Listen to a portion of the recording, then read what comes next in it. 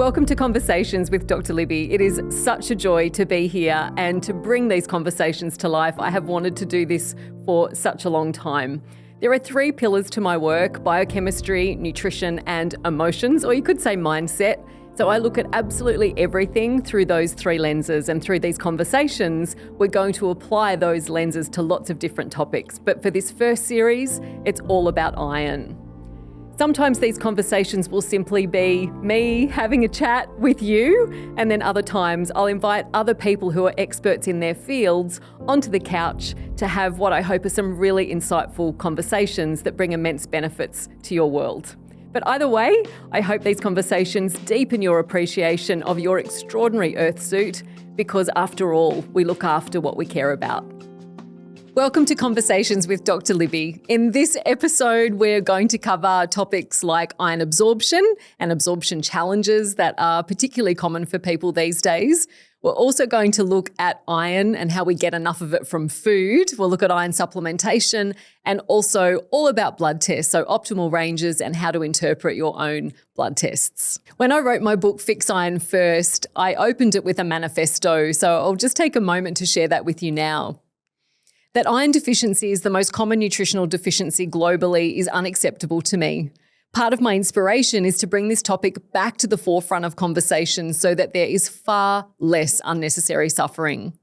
Too many people live knowingly or unknowingly with iron insufficiency or deficiency, not always aware of the far-reaching consequences of tolerating this deficit. You'll be reminded today how low iron is linked to anxiety for people at any age, right through to significantly contributing to a challenging perimenopausal transition, thyroid issues, brain fog, lousy energy, and an almost endless array of additional signs and symptoms, too often attributed to other causes. Beyond this, though, I want to awaken a movement globally to resolve iron deficiency, particularly for children.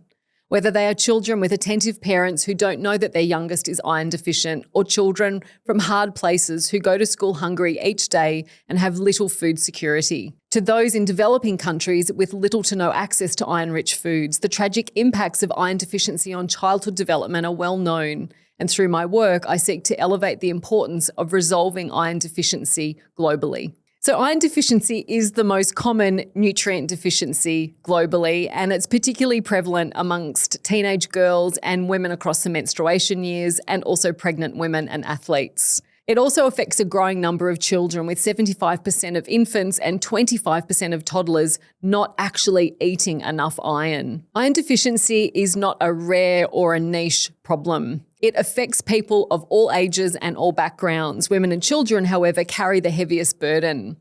For women, monthly blood loss through menstruation and the increased demands of pregnancy can rapidly deplete iron stores. For children, periods of rapid growth place heavy demands on their developing brains and bodies. And if a mother's iron status is low during pregnancy, her baby may be born already at a disadvantage. And this can set up a cycle of depletion that can be difficult to break without careful attention. Large-scale studies underscore just how widespread this issue is. One investigation in Western Australia found that 1 in 3 children were iron deficient, and there's little reason to think this statistic is unique to Australia. A New Zealand study found that 55% of women are affected by some degree of iron deficiency, while in Sweden, a study revealed that 38% of teenage girls were iron deficient. Among those following vegetarian, vegan or pescatarian ways of eating, the number climbed to nearly 70%. The statistics are really sobering. Millions of people are walking around every day battling symptoms they've come to accept as just normal life, when in reality, their bodies are crying out for that iron deficiency to be resolved. And yet too many, like toddlers, children, teenage girls, and adult women across the menstruation years, women in their perimenopause transition, athletes and people living in aged care, also those eating in a vegan or vegetarian way, they're just not meeting their needs through food alone too often. For some, sure, their iron deficiency issues stem from an issue with absorption, but we can too easily lose track of just how much iron we actually need to eat in a day to meet our requirements. So let's unpack all of these factors. I'll share with you the RDI, which is the recommended dietary intake for each age and stage. Now, these are the RDIs for omnivorous eaters. We need to multiply the RDI or the RDA by 1.8 if someone eats in a vegan or vegetarian way. So for little children aged between 7 to 12 months, they need 11 milligrams of iron per day. For 1 to 3-year-olds, they need 9 milligrams of iron per day, while children aged 4 to 8 need 10 milligrams of iron per day. For those aged between 9 and 13, they need 8 milligrams per day. For boys aged 14 to 18, they need 11 milligrams per day. For teenage girls, so 14 to 18 years of age, they need 15 milligrams of iron per day. But I worry that that's not enough, particularly if their blood loss through menstruation is significant. Adult women aged 19 to 50, which is essentially the estimate for the menstruation years, but we need to keep eating more iron if we keep menstruating beyond 50, of course, that's 18 milligrams per day. Pregnant women, 27 milligrams per day. Breastfeeding women, 9 milligrams per day. But if they go into that breastfeeding period already iron deficient, then 9 milligrams a day just won't be enough. And it's why our requirements can actually be quite individual depending on what else is happening in our world. Women over 50 or once menstruation has ceased, 8 milligrams per day. And for adult men, it's always 8 milligrams per day. So just to share those numbers with you that I know right now probably won't mean anything until we get into the food side of things and we actually start to quantify it. But we need to know where you're at, the age and stage you're at, and what your requirements are, and then keep in mind that we multiply that RDI by 1.8 if we eat in a vegan or vegetarian way. So let's consider now a day of eating, and we'll do it initially for someone who eats in an omnivorous way. Please know that the examples of food that I give you for this sample day of eating, I'm not prescribing that you eat this way. I'm just sharing it with you to give you some practical examples of how much we actually need to eat in a day to hit our target of 18 milligrams. My point being that we really need to be a hearty eater. We need to eat with robust health and energy in mind. If we're skipping meals or thinking, I'll just grab a coffee or I'll just have a piece of banana bread for this meal, we're probably going to be iron deficient if we do that consistently because, as I said, it's hard enough to get our iron levels nice and robust when we're a really hearty kind of eater and eating with robust health in mind. So the sample day for breakfast, 2 eggs will give us 1.7 milligrams of iron. Also remember that just because we eat it doesn't mean we absorb it. So this is just the amount that's in each food. It's not a reflection of how much we'll necessarily absorb when we eat that food. So 2 eggs for brekkie, 1.7 milligrams. And with that, we're going to have a cup of spinach, so about 30 grams of spinach, and that will give us 0.5 milligram of iron, half a tomato, 0.2 milligrams of iron, and then 2 slices of good quality bread, whether that be sourdough bread or a high quality gluten-free bread. They range, so it'll be usually between about 1.2 and 2.4 milligrams of iron in those 2 slices of bread. Then let's say mid-morning we have a little snack, 30 grams of cashews, 1.5 milligrams of iron, and a banana, 0.3 milligrams of iron. For lunch, we're going to have 200 grams of line-caught tinned tuna, so 2.2 milligrams of iron in that. Half a cup of cooked kidney beans, 1.8 milligrams of iron, 1 cup of cooked brown rice, 0.8 milligrams, and a cup of mixed vegetables, 0.6 milligrams. So I want you to hear in that's a proper lunch. Like that is actually lunch. And I think that so many people skip lunch because they don't know what to have or they're on the go or they didn't get organised to pack it if they work in an office, for example. So many different iterations of what I'm describing. But I guess I'm pointing out that that's a proper lunch. That's an actual meal, not just a little bit of something grabbed here and there. And I bring that to your attention because what I've just described is a decent contribution to our iron intake for the day. And if we weren't to have something like that, it's so easy to not hit our target and not hit our requirements. For afternoon tea, let's have 2 dried figs. That will give us 0.6 milligrams of iron. And then for dinner, 200 grams of cooked beef or lamb, and that will give us about 6 milligrams of iron. It varies depending on the cut. Some are higher and some are lower than that. With that, we'll have some vegetables, about a cup of vegetables, 0.5 milligrams, and a medium potato, 0.6 milligrams of iron. So that gets us to a total of 18.6 milligrams of iron. So sure, we've hit our intake requirement. I also just wanted to note though, when I was kind of testing this out with some people said to me, there is just no way I could eat 200 grams of red meat there in the evening. I am absolutely stretched trying to eat 150 grams of red meat there in the evening. So obviously we eat to our own satiety requirements, but I just wanted to point out that I've done this sample day based on 200 milligrams of based on 200 milligrams of red meat to give us that 6 milligrams of iron there in the evening with our dinner. Let's do a day of vegan eating. So we're going to start with our brekkie, 100 grams of shop-bought muesli or granola with dried fruit and nuts, and that will give us 4.6 milligrams. Now, I want to make a couple of little points here. The iron in that breakfast cereal is predominantly from fortification. So it's primarily a synthetic form of iron that is added once the muesli is made. There's a tiny amount naturally present in some of the ingredients, but the majority of that iron, the majority of those 4.6 milligrams is coming from a synthetic iron that is added to that food, that it's fortified into it. Now, the trick with that is that the form that iron is in is non-heme iron. So we need an acid like vitamin C, ascorbic acid, for our body to be able to absorb that better. So the bioavailability right there is a little bit compromised and is less than heme iron. But also too, I've popped it up to 100 grams of muesli. So if you notice on the side of a packet of breakfast cereal, they'll usually say the serving size is 30 grams or 45 grams, when most people, if they pour it themselves, they'll pour out about 100 grams. You're a really tiny eater if you're just having 30 grams, and most people are really hungry after they have only 30 grams of breakfast cereal there in the morning. But there it is, 100 grams of shop-bought muesli or granola with dried fruit and nuts, about 4.6 milligrams of iron. And then for a snack, 30 grams of cashews and a banana, so 1.5 milligrams for the cashews, 0.3 milligrams of iron in the banana.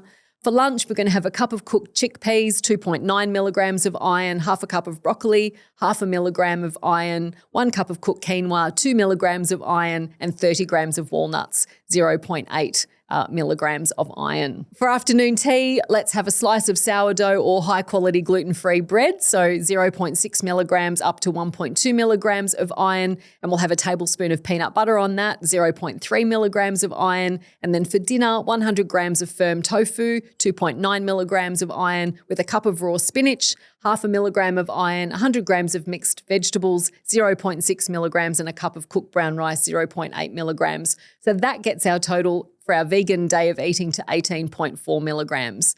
So a couple of extra little points here. If we eat in a vegan or vegetarian way, we actually need to multiply the RDI by 1.8 because all of the iron we consume when we eat that way is in non-heme form, and its bioavailability is less than heme iron. And also because there are compounds in those plant-based foods that can block iron absorption. So again, bioavailability of iron can be reduced. So that's why the requirement is greater. But I've given you that sample day of 18.4 milligrams, and want to point out too that you can see that you're eating in a pretty decent way. So there's a commitment to eating nourishing food. There's a commitment to being focused on making sure there's enough iron-rich food going in.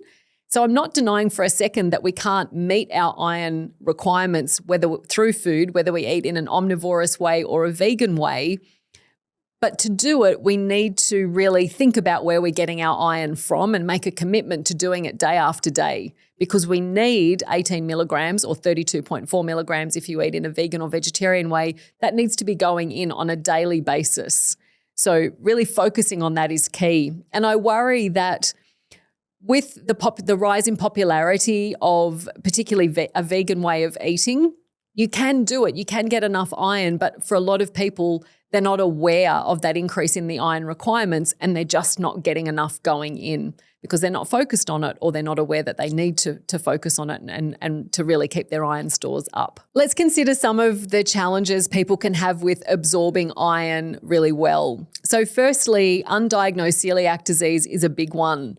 It's some of the ways some of my patients actually found out that they had celiac disease, when they had persistently low iron, that no effort with dietary changes or supplementation, it wouldn't make a dent in their iron levels, and it was terribly low, like really concerningly low. And then we'd do the test for celiac disease. They'd find out they had celiac disease, start eating in a gluten-free way, making sure still that there's enough iron going in, but then their blood work was actually responsive to that improvement in their dietary intake of iron. So undiagnosed celiac disease is one of the things to look out for, and certainly worth testing if you try everything to get your iron to increase and it just doesn't go up. It can also be non-celiac gluten sensitivity. So when I think about adverse reactions to gluten, right now we understand celiac disease pretty well, but that's just one mechanism through which we can be sensitive to gluten. What if there are 20 others or 50 others and we haven't found them yet? So the proof is really in the pudding. The proof is in how you feel. If you do a gluten-free trial way of eating, the proof is in how you feel. The proof is in improvements in your blood test results. If that happens, it might be improvements in bowel function. It might be improvements in mood or thyroid function. All sorts of things can improve when someone eats in a gluten-free way, but not everybody does. So the proof is in the pudding, essentially. So you want to notice that it's making a difference for you, because there are probably lots of mechanisms through which we adversely react to gluten and we don't understand them all yet. So therefore, there's no test for all of the different mechanisms. We might have an absorption issue if we have any kind of inflammatory gut picture happening. I've met a lot of people over the years who have really tried hard to work on improving their gut function. And until their gut function genuinely improves and stays that way, their iron is often consistently low. They're just not absorbing it well. So I'll get to how we can overcome that shortly. The absorption issue might also be related to their consumption of other minerals. So for example, calcium and iron compete for absorption. And that's because if you can imagine that in the cells that line the digestive system, there's a little transporter. So imagine it like a little truck, and it has a big, long, silly name that you don't need to worry about the big, long name of it. It's abbreviated to DMT1. And that little truck, that little transporter, its job is for the mineral, whether it's iron or calcium, to hop on the back of that truck, and the truck, the DMT1, will drive it inside the gut cell. That's how we absorb it. It's not yet in the blood. It's still got to get out the back door of the gut cell to be in the blood. But there's only a certain number of trucks. There's only a certain number of DMT1 available. And calcium's a larger molecule, so it wins that competition. So when people eat calcium-rich foods at the same time as a meal that is rich in iron, their DMT trucks will get taken up with getting the calcium into you, and the iron can get missed. So sometimes it's an absorption issue because there are competing minerals at the same meal. And if that's the case, eating an iron-rich meal separate from a calcium-rich meal can make all the difference. And I know right now you might be sitting there thinking, oh, it's just all way too complicated. But if you might think breakfast is going to be the focus on calcium and my dinner is going to be my focus on iron. And I'll do that for 4 weeks to see if that makes a difference to my iron blood test results. That can be a simple way to approach it if you want to go down that road. Another thing that can impact iron absorption are what I can just generally put into the category of a parasite infection. So some people might have gone to their friend's farm and drunk river water or unfiltered tank water, or they might have gone on an overseas holiday and developed traveler's diarrhea. And while the diarrhea got better, it's almost like their gut function has never quite been the same since. So when I would hear those sorts of stories, I would usually suspect what I just put into a general category of a parasite infection. So we want to do the gut work to treat the parasites, and then iron status would improve, because the little rascally parasites actually take the iron for themselves. So when you're consuming the iron, the parasites think, oh, delicious, I'll grab that and I'll use that to feed myself and feed my family. Not a fun thing to think about. But because of that, you then miss out on that iron. So a parasite infection can be another reason why blood tests aren't improving, with a real focus on dietary iron or supplemental iron.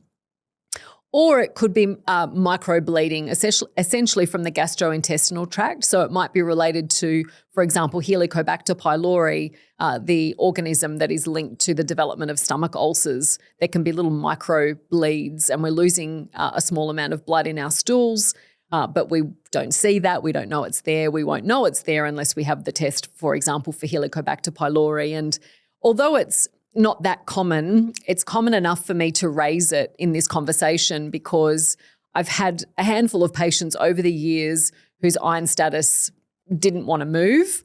And when you get to it, it sort of takes a while before you get to the point of going, all right, we need to do some more extensive testing for things that are rarer, including Helicobacter, and sometimes you find it. And then you wish that you'd done that test right in the get-go, right from the start.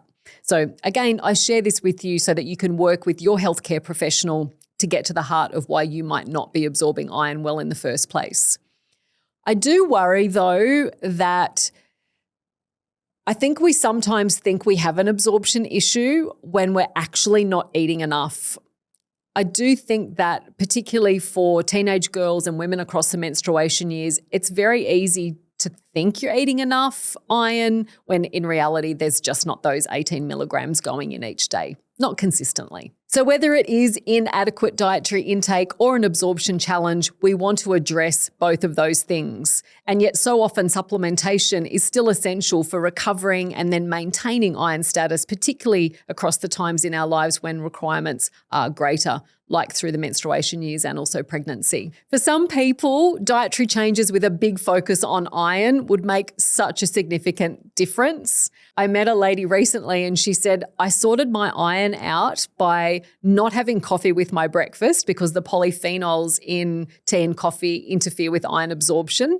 So she moved her coffee to mid-morning rather than having it with her breakfast. And instead of she sort of had what she called a health food bar for her breakfast. She switched that and started having either mussels or sardines for breakfast, both of which contain a decent amount of iron. And that change improved her blood work beautifully. So sometimes it's just a little bit more knowledge, knowing we need to not have coffee with a meal, for example, or to add a beautifully iron-rich food in there at breakfast. Now, she did that every day. She was happy doing that every day. And when I've shared that with some of my girlfriends, some of them screw their faces up and think, oh my goodness, how could anyone eat mussels or sardines for breakfast? So it's not everybody's cup of tea. But she loved this. The lady who was sharing that story with me, she loved eating that way. She felt great and her iron had significantly improved. So that was gorgeous. So yeah, a simple focus on dietary change makes a really big difference. For others, that focus on dietary change and having more dietary iron just doesn't seem to move the needle. Even if the cofactor nutrients that are needed for iron to be able to do all of its critical work once it's inside you, so cofactors are the nutrients that are needed for robust iron metabolism inside you. I'll get to that a little bit later, even if you're having enough of those as well. So there might be an absorption issue that we need to find and address. For others, for many reasons, they just couldn't eat enough iron, or they'd done endless gut-focused work to improve iron absorption and it still wouldn't budge. And so we'd supplement.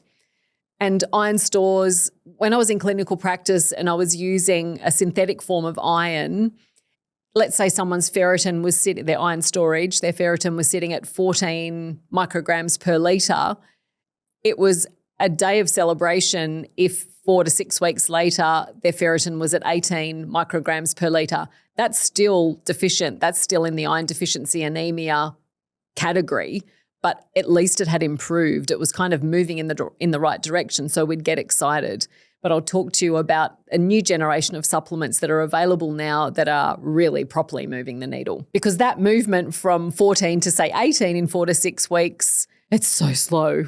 And mostly people wouldn't notice a difference when their ferritin went from 14 to 18. They couldn't describe any tangible benefits to those improvements in their blood work. So prior to starting BioBlends, which is my New Zealand-based food-sourced supplement company, I did that in 2016. Prior to beginning that, I really wanted to create an iron supplement. But because BioBlends is all made from food and medicinal herbs, I can't just sort of go to a synthetic version of iron. It had to be from food. And I've been on a mission for a really long time, since the inception or prior to the inception of BioBlends, to create that. And I tried lots and lots of different options. And one was particularly bad. It was a plant food sourced of iron that supposedly has a great reputation. It's included in all sorts of supplements that are out there. And I did a small trial with 20 women whose ferritin was less than 30 micrograms per litre. And it was for 8 weeks. So we did blood tests before at the 4-week mark and then at the 8-week mark. And 4 of the 20 women who completed the trial, For 2, their iron status stayed the same, and the rest, it got worse, even though they were on this iron supplement. And so we spent a lot of time and a lot of money doing that trial, but I did that trial to make sure that the iron that this supplement said it had in it was going to actually make a difference, and it didn't. And as disappointing as that was, it was incredibly eye-opening. So it was back to the drawing board, and it was really 8 years, but particularly for the last 5, that I've been trying to develop an iron supplement from food, and one that was incredibly effective and that really made a difference. It obviously needed to be sourced from food, and that's what we did. We eventually did it. We got there. So if there was a holy grail for supplements, it would be a form of iron that is highly bioavailable without the side effects that conventional iron supplements typically drive. And so to that end, I want to introduce you to Iconic Iron, which contains a unique form of ferritin iron from legumes. So it's sourced from food, from organic peas, and it's precisely that. So when it comes to supplementation, I think if you're tuning into these conversations, if you're tuning into these episodes, there's a chance you are aware of iron deficiency and you're curious about it. And if you are, there's a chance you've tried some of what I called the old school supplements. So I'll dive into how they work before I share with you how this new generation of supplements actually work. So with the old school supplements, it's usually ferric or ferrous iron bound to an iron, to a salt or a chelate. So if you can imagine a little unit of iron, so the chemical representation of iron is Fe. So imagine the Fe linked to either a salt or an amino acid, which is called a chelate. So it's bound. And then when we swallow it and it lands in our stomach acid, the acid has to pull it apart. It has to separate the iron from what it's bound to, and that creates what's called free iron. So that free iron, it then arrives to the small intestine, to the cells that line the small intestine, and it has to get on the back of that DMT1 truck to be taken inside the cell. And when that happens, the inside of the cells of your gut are all exposed to free iron. And in large amounts, that free iron is incredibly inflammatory. It can drive oxidative stress. And I think it's also one of the factors that contributes to so many people experiencing adverse gut, digestive system sort of symptoms when they use those conventional iron supplements, particularly constipation or nausea, because the gut cells are essentially flooded with free iron. So I want you now to picture you've got a circle, and inside that's a gut cell, and inside that gut cell is all of this free iron. It's still not in your blood. You still haven't completely absorbed it. The iron actually has to, in this form, has to get out the back door of the gut cell. And to be able to do that, an enzyme is needed, another little transporter truck, and that little transporter truck is completely dependent on copper. So it's one of the reasons why copper is crucial to healthy iron metabolism, because for iron to be able to come out the back door of the gut cell, and also for iron to be able to be popped into storage, you need copper, and for a host of other iron-related things that are going on inside you as well. So that's part of what's happening with conventional iron supplements. So you can imagine not only is there inflammation essentially being created, but if you also don't have enough bioavailable copper, the iron can end up staying in the gut cell and not actually getting to the blood where it's needed to be able to be distributed throughout your body for it to do all of its beautiful work. So that's the classic old school kind of supplement. You're not getting any of the cofactor nutrients, and you run the risk of that free iron that it creates driving all that inflammation and those side effects. Whereas with this new generation of supplements being made from ferritin iron, which is sourced from organic peas, it has its own unique absorption mechanism. So if you can imagine that ferritin is a protein cage and the iron is housed inside that cage.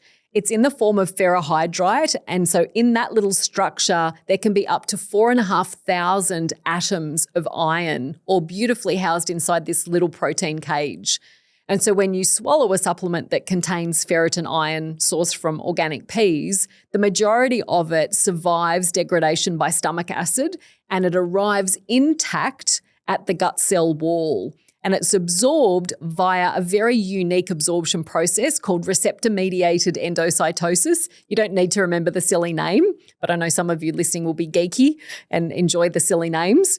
So that receptor-mediated endocytosis, essentially all that means is if you can imagine the gut cell almost extends itself and reaches out and grabs the ferritin cage that's got all the iron housed inside of it, and it takes the whole thing inside. So now the ferritin iron cage with all the iron in it is inside your gut cell, but the gut cell itself is not exposed to that free iron. So therefore there's no side effects, no inflammation, no oxidative stress. The other great thing with ferritin iron is that it doesn't need the copper to get out the back door and into the blood. The ferritin iron is delivered beautifully to the blood, and then that iron can go off and be delivered to the total iron pool, so it can then be distributed to wherever it needs to go in your body. So ferritin iron overcomes all of the usual iron absorption hurdles. And I think that's a big reason why it's getting such great results for people with how they feel and also reflected in their blood work, which I'll touch on a little bit later. The other big difference with the Iconic Iron formula is not just that it contains ferritin iron, but we've also included all of the cofactor nutrients that are needed for iron to do its beautiful work inside you. So there's copper from sesame seeds. As I just said, we need copper for iron to be able to go into storage, so to become we store most of it in our own liver. There's also beta-carotene from carrots. So beta-carotene can be held as beta-carotene, and that also improves iron utilization, but your body can also convert beta-carotene into vitamin A. And vitamin A is also a key nutrient for example, iron to come out of storage and be able to be delivered to the bone marrow, for example, or wherever it needs to go.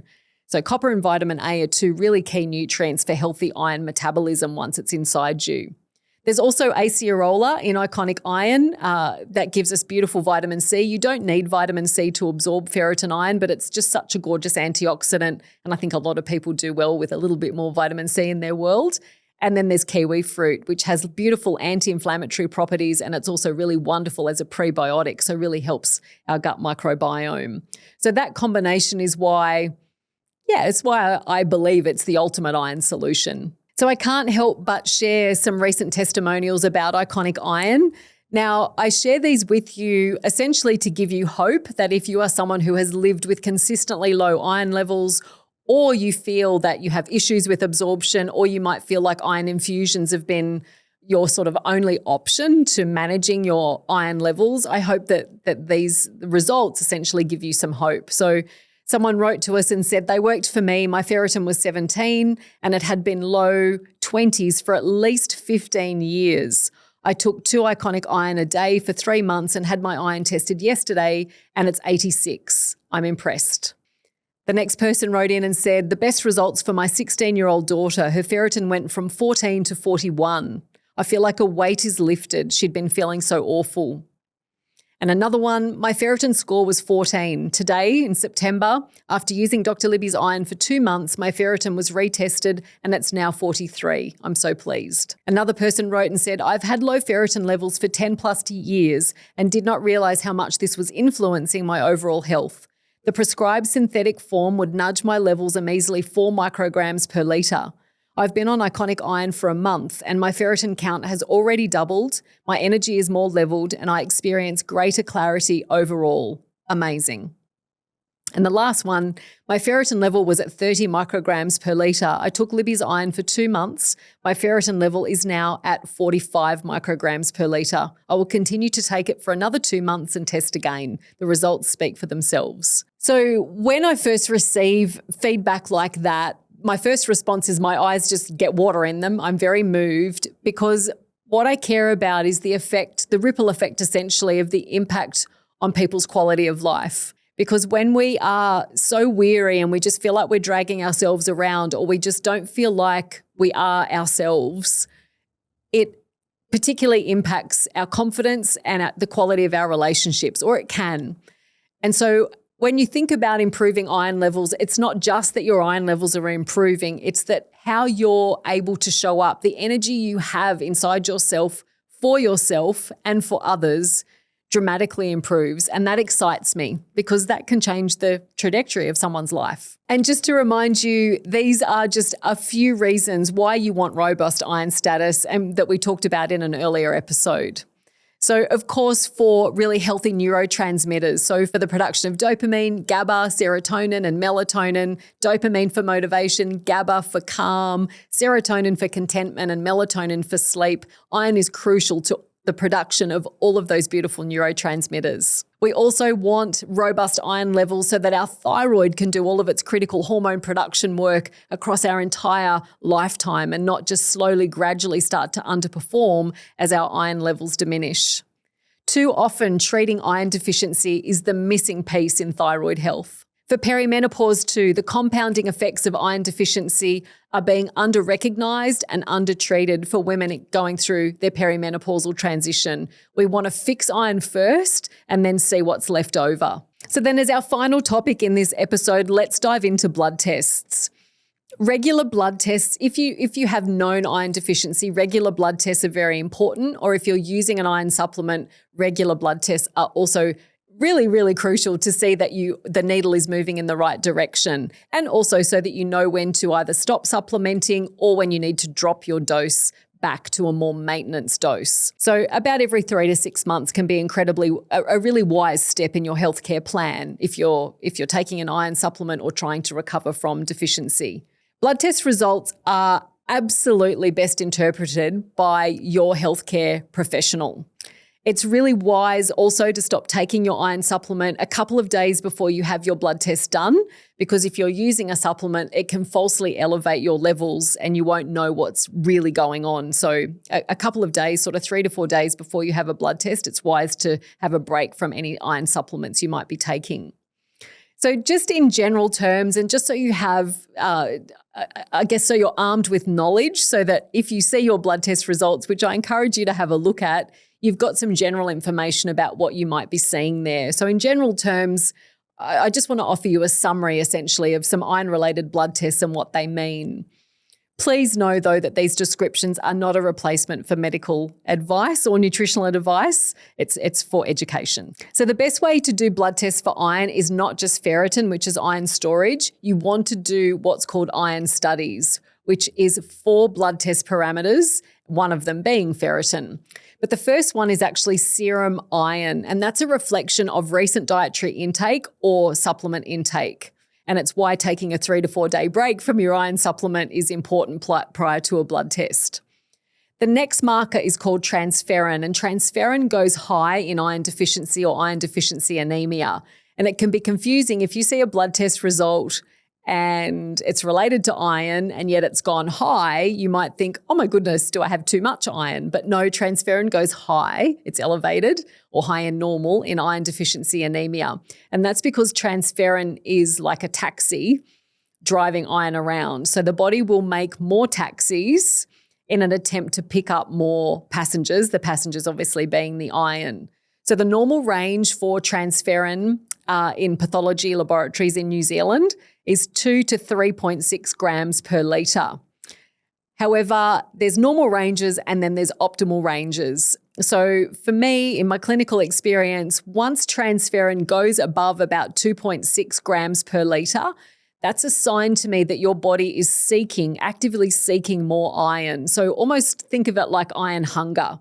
So even though 2.6 is still inside that normal range, once the transferrin hits about 2.6 or it goes above that, think of it as your body actively seeking more iron. Then there's transferrin saturation, and that's a reflection essentially of how many passengers are in the taxi. So how much iron is actually attached to transferrin.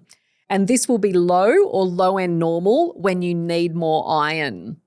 If your transferrin saturation is greater than 45% and your ferritin is greater than 200 micrograms per litre in women, or for men, if it's over 55% and your ferritin is greater than 300 micrograms per litre, then it's really wise to do a genetic test for a condition of iron overload called hemochromatosis. So hemochromatosis it's a genetic condition and it creates iron accumulation.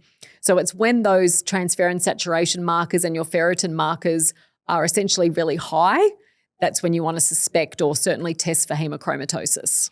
And then there's ferritin. And ferritin is your iron storage marker. Think of it almost like your backup battery inside you.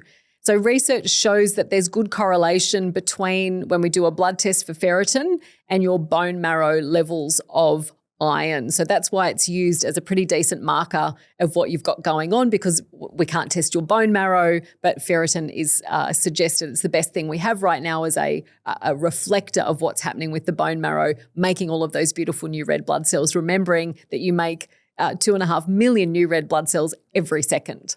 Mind-blowing. So yeah, ferritin, think of it as your backup battery. We deplete our iron stores when we're not eating enough iron. So I mentioned serum iron a moment ago. When you eat your iron-rich foods or take an iron supplement, remember it goes into that total iron pool to then go into the blood, and some ideally is left over to go into storage so that you've got that beautiful backup battery. But if there's not enough able to go into the blood, you're going to start to pull some of what you have stored out of storage, and we can start to deplete our iron stores when we're not consuming enough iron. And we do that. If we do that for long enough, we eventually end up in that with iron deficiency anemia. But copper, as I mentioned, is another nutrient, a cofactor nutrient needed to help move iron into storage, which is why I included it in Iconic Iron. So if ferritin is low, but the rest of your iron parameters are outstanding, it could be related to insufficient bioavailable copper. So if the rest of you, so serum iron is good, transferrin's good, transferrin saturation is good, and ferritin is low, don't think instantly that that's iron deficiency or that your body needs more iron. It could be related to copper. Your body's not able to pop the iron you do have into storage. So it's why having blood tests interpreted by your healthcare professional is so incredibly beneficial. But obviously, if transferrin is high or above 2.6 and your ferritin is low or low-end normal, which I'll get to in a second, that's a classic sign that your body needs more iron. So for adult women in New Zealand pathology labs, the normal range for ferritin is 20 to 220 micrograms per litre. But in my clinical experience, the bottom end of that normal range is too low. And most women feel much better once their ferritin gets to a minimum of 50. So I like to say that the optimal range for ferritin is 50 to 150 micrograms per litre.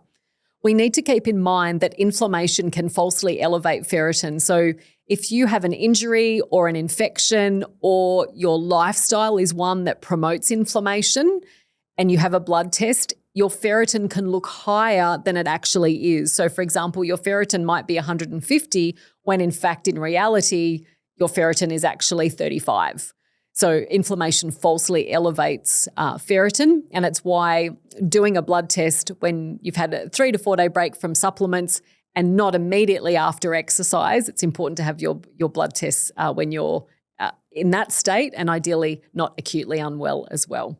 So if you find that your ferritin is higher than you would have expected and you have all the symptoms for iron deficiency or iron deficiency anemia, your healthcare professional might do some additional blood tests. So they might go looking to see if there is an increase in inflammation. So CRP, C-reactive protein, is a generalized blood test that you can have done to see if there is some inflammation happening. Your healthcare professional might test for bioavailable copper. One of the enzymes, ceruloplasmin, is one of the ways we test for copper. So there's additional blood tests that can be done if there's confusion about what you're actually seeing in those iron studies tests.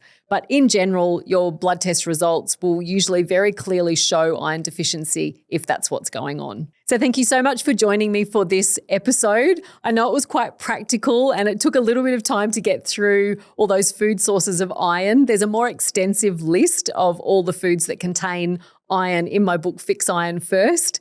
And having just said Fix Iron First, it reminds me to suggest to you or to remind you that that's what we want to do. We want to fix iron deficiency if it exists first, and then see what's left over and treat that if there are other things that still need to be addressed. So I sincerely hope you've learnt something in this episode. It might be that you think, that's it, I'm going to go and get a blood test and find out what my iron status actually is, or absolutely, I tick all the boxes of iron deficiency, I have a history of that. So I really must focus on eating more iron-containing foods, or it might be that you decide that it's time to try one of these new generation supplements made from ferritin iron like Iconic Iron. So act on whatever's bubbled to the surface for you, and I hope you'll join me for the next episode of Conversations with Dr. Libby.